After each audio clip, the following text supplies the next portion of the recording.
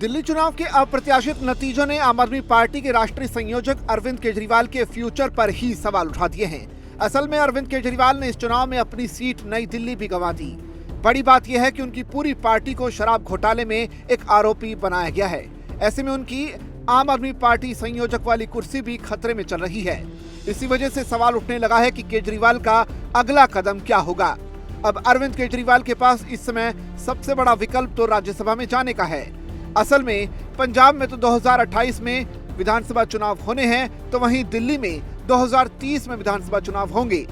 समझने वाली बात यह है कि अरविंद केजरीवाल तब तक क्या करेंगे, क्योंकि आप संयोजक की कुर्सी भी खतरे में चल रही है। असल में शराब घोटाले में ईडी ने पूरी आम आदमी पार्टी को आरोपी बना रखा है।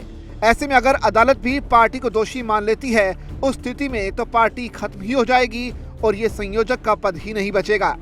इसी वजह से अरविंद केजरीवाल बीच मझधार में फंसे हुए हैं। एक चुनावी हार ने उनके सियासी अस्तित्व पर सवाल उठा दिए हैं। अब क्योंकि दिल्ली में बीजेपी की सरकार है, तो ऐसे में माना जा रहा है कि भ्रष्टाचार के सभी मामलों में जांच और भी तेज हो जाएगी।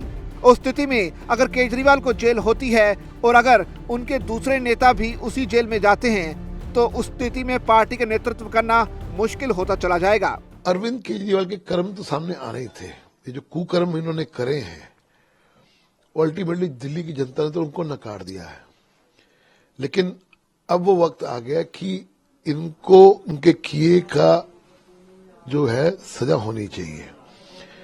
इन्होंने जो भ्रष्टाचार किया है उस पे केस तो चल ही रहे हैं, लेकिन जो चीजें जांच चल रही थी वो अब जांच की चीजें नेक्स्ट लेवल पे पहुंचनी चाहिए।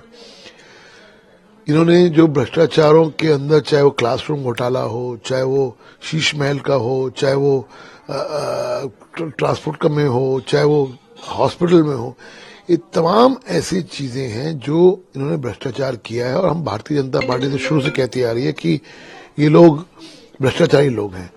इसलिए अब जो कल प्रधानमंत्री ने कहा कि सीएजी की रिपोर्ट रखी जाएगी, तो सच है ना, होना भी चाहिए, मैंडेटरी है। अगर सीएजी की रिपोर्ट, अगर सीएजी हुआ है, ऑडिट हुआ है, तो उसको तो मैंडेटरी है।